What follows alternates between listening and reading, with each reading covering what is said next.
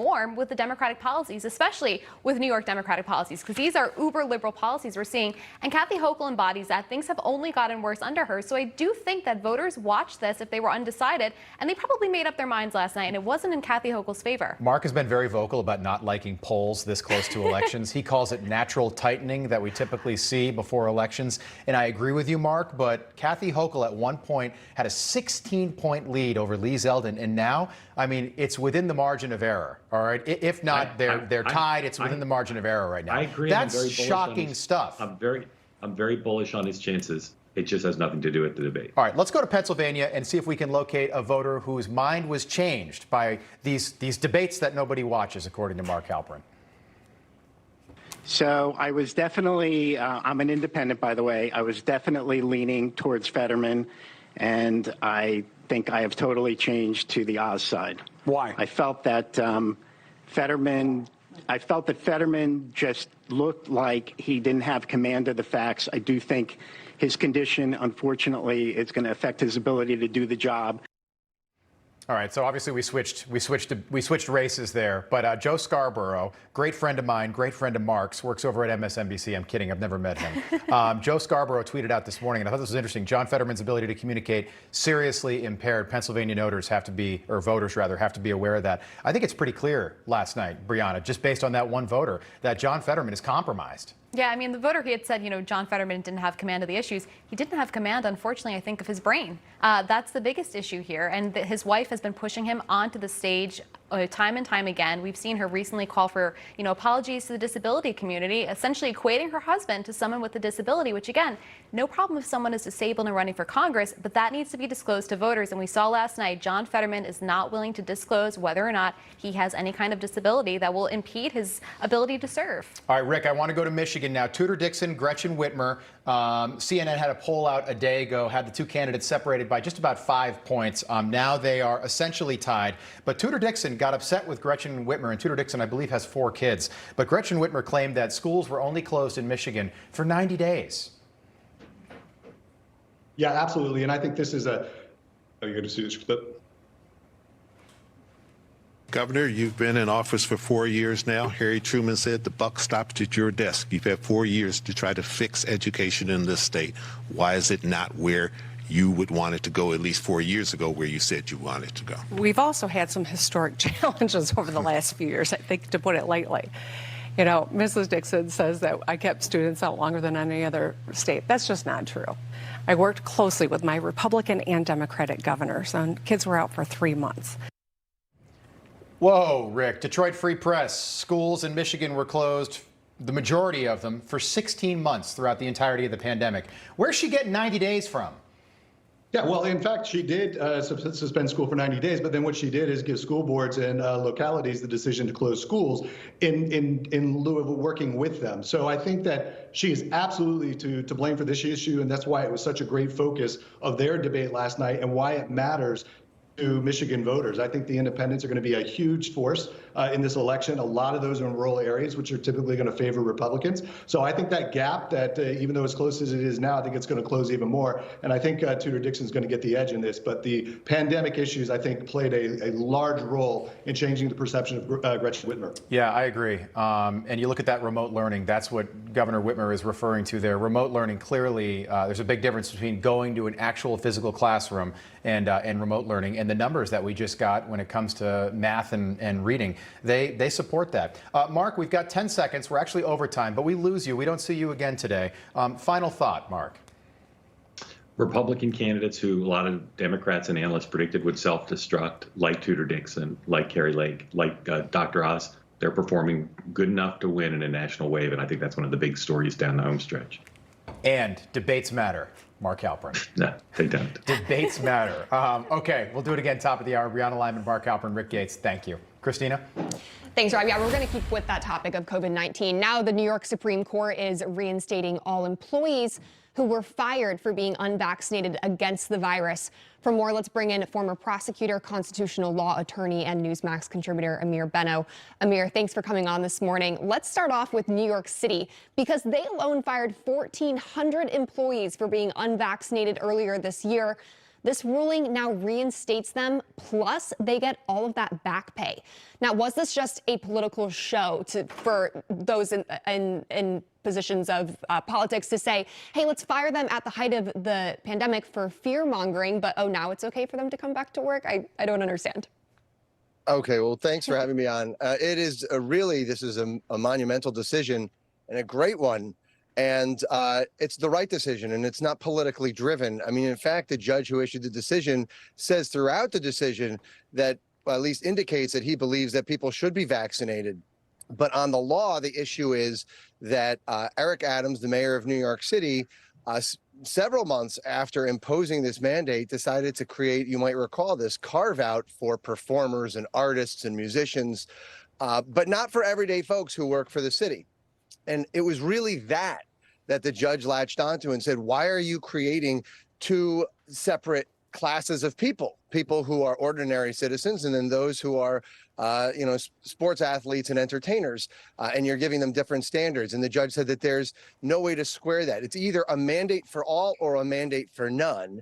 Those were the judge's words, and found that the way that the city chose to go about it, it just didn't pass constitutional muster.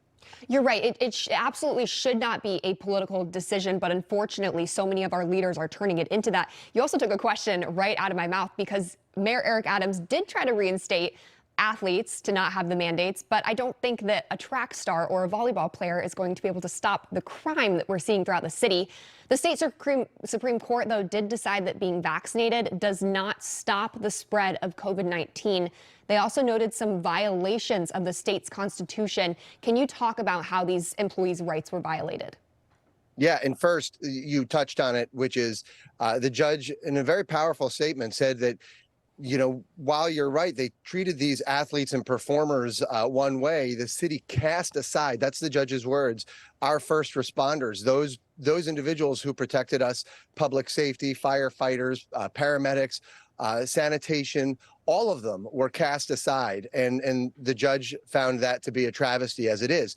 The arguments were, one, that there was this unequal treatment that I already talked about. Second, the judge said, look, the science has developed and there's no reason why they couldn't have tested these individuals regularly, either for antibodies or for COVID. Why did they have to force them to take the vaccine? It doesn't make any sense. The third reason is the judge says, as time has gone by, that scientific evidence doesn't support the need for a vaccine mandate. And in fact, pointed to some recent developments, namely that Biden said that the pandemic is over. And then fourth, you talked about the separation of powers. And what that is about is the judge said, here you had agency officials, the commissioner of the Department of Health, doing what is traditionally a legislative function. So this would traditionally be something that lawmakers do, changing the terms of public employees' contracts to say you can't work unless you get vaccinated, you can't show up for work, or you're fired unless you get vaccinated. That's something that only the legislature can do. And also, you can't take only part of our population and impose a mandate, leaving the other part, these athletes and other folks aside, and impose it on them indefinitely. That's something only a legislature can do, not an executive. And so for all of those reasons, they struck it down. Right, especially since so many of those who were fired were police officers and were firefighters. But Amir Benno, thank you so much for coming on this morning. Thanks so much. Now here's Alex with what to watch for today. Thanks, Christina. Well, President Biden welcomes Israeli President Isaac Herzog to the White House today as both the United States and Israel head into critical elections in the coming weeks. The pair met back in July during Biden's trip to the Middle East. And the president also meets with the Department of Defense leaders this afternoon, and then this evening participates in multiple virtual political receptions. And in Washington state, Vice President Kamala Harris continues her trip out west, discussing a plan to invest in clean school buses in Seattle. And coming up right here on Wake Up America, we are talking crime, inflation, and midterm elections with Congressman Matt Rosendale of Montana and Scott Fitzgerald from Wisconsin. And the New York race with former Governor George Pataki. You're watching Wake Up America. We'll be right back. That country. And in other international news, the big fallout grows even bigger for Ye West. The digital music service Spotify is now criticizing the rapper as well, but says it will not be dropping his music from its streaming service. This a day after West lost his spot on Forbes' list of billionaires after Adidas gave him the boot. Jerusalem correspondent Daniel Cohen joins us live with the latest. Daniel. Good morning, Christina. Good morning, everyone. Kanye became a hip-hop mogul and media star by creating songs with edgy lyrics that launched him into a global icon. Now Kanye's words have created a global controversy after a series of disturbing comments, including Kanye saying he would go DEFCON 3 on Jewish people. Adidas, the latest corporation to end a partnership that made Kanye a billionaire. The decision by Adidas to cut ties is costing the company almost $250 million. Fashion powerhouse Balenciaga, JP Morgan Chase, Vogue, Gap, CAA, just a few of the other organizations severing their relationship. Conservatives often criticize cancel culture. But is that what this is? Emily Austin is a Jewish pro-Israel activist from New York who speaks to audiences around the world. She says this is not cancel culture, and here's why. Two separate things we're dealing with. I think cancel culture, by the way, let me preface this with I hate cancel culture. I think it's the worst way to tackle hate. In fact, I think it promotes more hate. And it doesn't educate anyone on the situation. He said himself, Adidas will never drop me no matter what anti-Semitic remarks I make. So he himself acknowledged that he said anti-Semitic remarks. He's not uneducated. He's well aware of the hate he's promoting. He continues to do it despite having opportunities to take it back. And I don't think it's a question whether or not it was harmful towards the Jewish people. So how much is the controversy costing Kanye? Forbes magazine says Kanye's loss from the Adidas breakup alone drops Kanye's net worth to $400 million from $1.5 billion. Twitter and Instagram have suspended Kanye's accounts, and a documentary about the rapper's life has been shelved. The Holocaust Museum in Los Angeles offered Kanye a private tour, an invitation the rapper turned down. Christina, one last thing about the Spotify decision. The streaming service says it doesn't consider Kanye's music hate speech and won't take it down unless his label requests it. Christina, back to you. Daniel Cohen, thank you. This mess just keeps getting more and more tangled. Wow, a lot. Yeah. I do hope that he seeks help, though. I think he needs it. Thank you. Alex? All right, Christina, it's now time to take a look at today's business headlines. And for help with that, we're going to bring in business and markets analyst and NEWSMAX contributor Seth Denson. Good morning, Seth. Hey, Alex, good morning. Good to see you. Good to see you. All right, let's start with the markets like we always do, which had a good day yesterday. The Dow closing up more than 300 points. NASDAQ almost 250. Now, this morning, futures are slightly down ahead of the opening bell.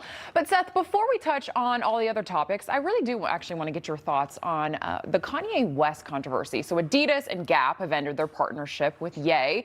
Two big athletes have now announced that they are cutting ties with Donda Sports. That's Aaron Donald and Jaylen Brown.